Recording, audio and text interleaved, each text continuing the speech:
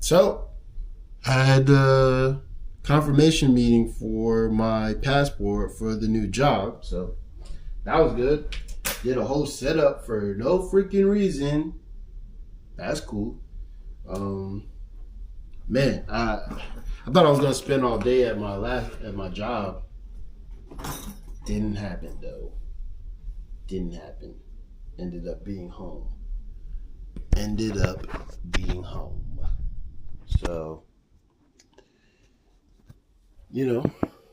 that's part of life.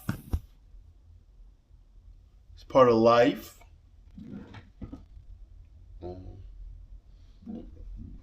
That you kind of got to deal with,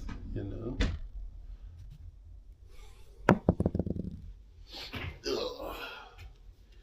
I know Ashley would be mad when I show the bed, but should never. And the 2 coldest days of the year, I didn't.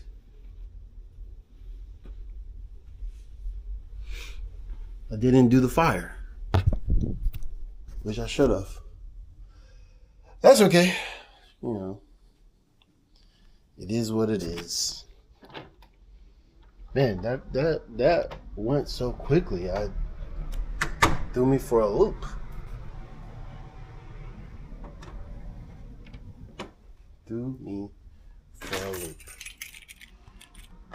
So, I don't know if y'all know, got the walls painted. They were yellow. I don't know if y'all know that they were yellow. Now they're like a grayish blue. We was like, why go with the white? Everybody does white. Or an eggshell. Or an off-white. Or a cream. Everybody does those colors. We're not going to be like everybody else. We're going to do gray. I like it.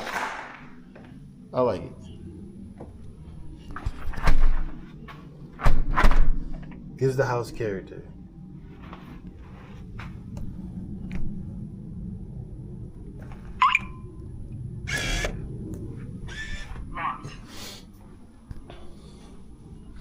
Man, I'm just looking for a car right now. Figure out what I want. What I can hop in. We need to get rid of these bushes, bro. Those bushes, they gotta go. Got them buns ass fucking leaves. Let's see what they look like when it's time for them to change up. So, I'm gonna head to Burger King. See what they got.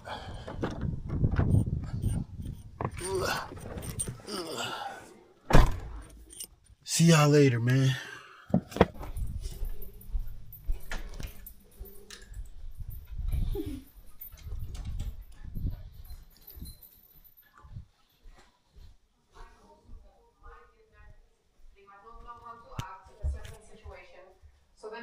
So I put the hose in already. It almost seems like she practiced it. Look down. Forgot. Don't forget to wave. Say hello to people. Say God bless you. That's why from the very beginning something seemed off. We all know what grief looks like. And even if we wouldn't know that, we know how normal humans behave. This is not it. And I think many people only realized it once they saw Mother of Irina, how grief really looks like. You don't care that you're in a crowd. You don't care that people are looking at you. If you hear your loved one's name and you're still stricken by grief, you don't care about anything around. You're just trying to keep yourself together. It never looked like that with Erica.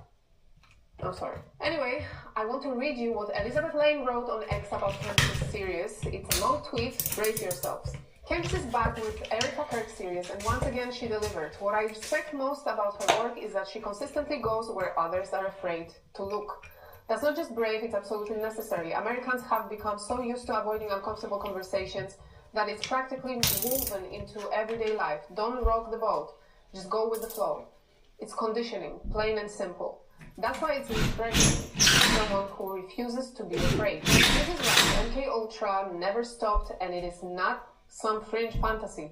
Project MKUltra is a documented part of American history used as real of John Kennedy. The difference is that one is openly acknowledged because there's no way to deny it, while the other is minimized, brushed aside, or treated as speculation, even though its implications are just as serious. When the president is in broad daylight and the public accepts the explanation without real scrutiny, it sets a precedent. It signals that people will move on and you can get away with whatever. What do you think happens next? Let me tell you, you will be their next victim. There were public figures and journalists at the time who challenged the official narrative, insisting that something deeper was at play.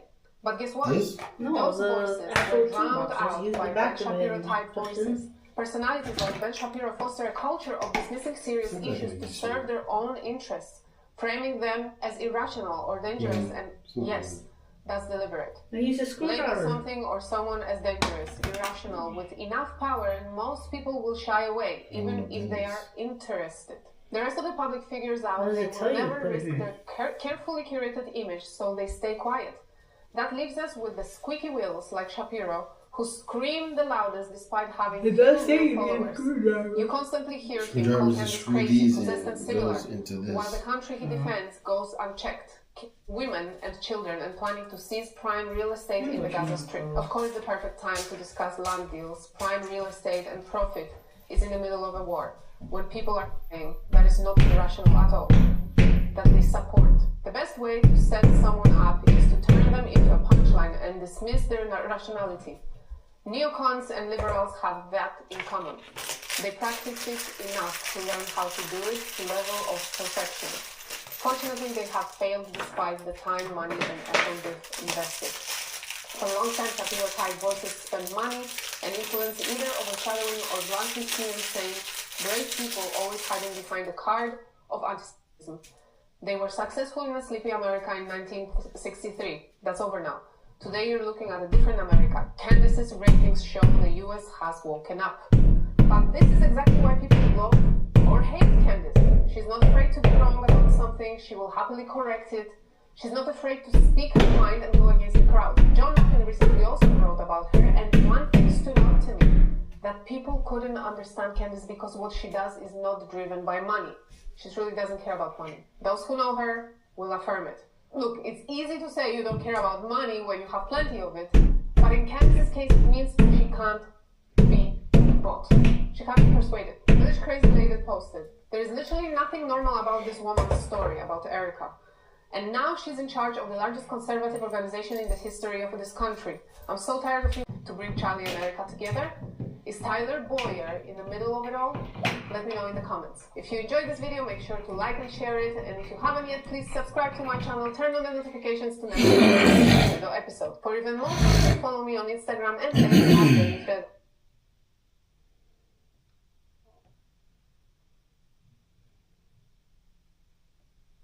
So, who are the real Jews? Who are the people?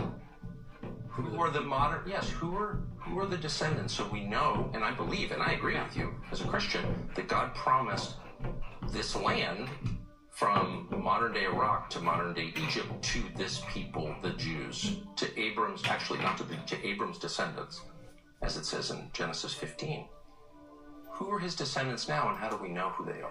But then if I'm going to go forth and say, well, you know, those that say that they are Jews but are in fact not, but are the synagogue of Satan, and the Ashkenazi are in fact not Jews, they are sons of Gomer, Japheth, they're not even Shemites. Many people have come to me and said, well, who are the real Jews then? Where are the Jews and what's going on? So I think it's fair to ask, who are they and how do we know? So the current prime minister's ancestors weren't from here within recorded history. He has no deed. Bibi Netanyahu on one side is Jewish, they're from Eastern I can look wherever I please. God so can do this without even looking. He has a connection to the people who God promised the land to, Abram's descendants. How do we know? As I said, 92% of the people that say that they are Jews today are in fact Ashkenazi. Netanyahu's parents did not speak Hebrew. Okay, they didn't live in this region. Netanyahu, the founders of this country, were mostly secular. Some of them were avowed atheists. They were not praying for the peace of Jerusalem. They weren't praying at all because they didn't believe in God. There's no genealogy linking their families to the people of this land 3,000 years ago. They're not. Because what's happened is the Ashkenazi are in fact occupying the tents of Shem, the real Shemites. Shem's not there. It's the Zionist occupiers that are there. So how do we know, since they didn't share language, they didn't share a religion, they had no religion whatsoever, how do we know that they had a right to come here from Eastern Europe? Right, it's 1982, and he didn't go by Benjamin Netanyahu back then. He went by whatever his more, European-sounded name was. He was Netanyahu by the 90s. Why did he change his name? Well, they all kind of, because the whole thing, Joe, is that they're all, Israel was a European, construct. But they were made by a bunch of Europeans who came over and created Israel. But then they have to claim that they're the true Semitic people. Is it true that genetic testing is outlawed there? I believe that is true. I believe that's true. I mean, double check on that, but I believe it's true. We should definitely you need permission from the government to go get DNA tests and stuff. Abram's descendants are the ones who have the right to have this land, correct? Yes. Okay. Why don't we do genetic testing on everybody in the land and find out who Abram's descendants are? It's really simple. We've cracked the human genome. We can do that. Why don't we do that? Would you be against doing that?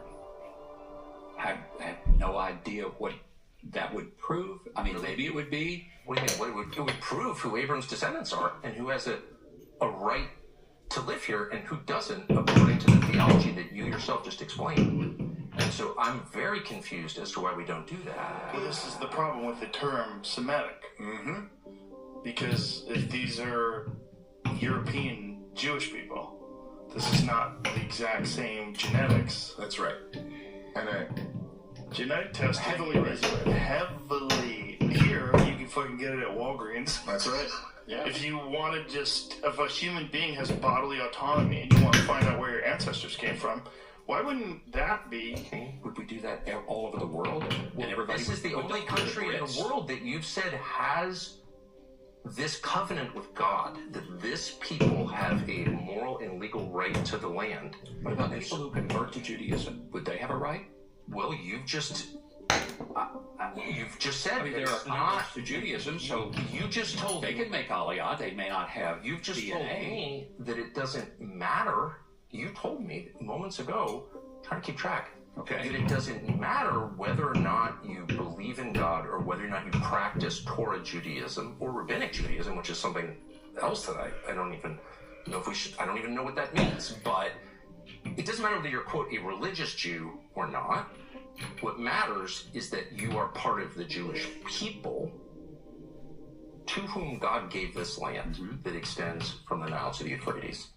And so, if you believe that, wouldn't you want to know with a burning passion who those people are? And because of science, we can now know who those people are. So why aren't we finding out? What do you think? Well, look, like the only real answer to this is that the Israel project, or the Zionist project, always relied on this kind of claim, which is a crazy claim in a way. It's like a supernatural property right claim, right? Like that you have this, which if you go, there was that great documentary on the settlers in the West Bank, and they'll all tell you, to a man or to a woman, they focus a lot on that godmother of the settlers woman, but they'll all explain to you, like in very plain English with a Hebrew accent, that God promised them all this land. And so, God promised us all this land. So, I don't know who these other people are here, but God didn't promise it to them. He promised it to us. And so, let's just say, hypothetically, if, say, the truth is that the Jews of 2,000 years ago weren't actually kicked out of the land, but in fact, they were forced to convert. And that actually, those people who you're saying were never promised the land, are actually the people who were promised the land and then converted to Islam. And in fact, you're just some European who came in here way after that. That I'm just saying, hypothetically, if that was the case, that would be something that maybe you would want to control the information.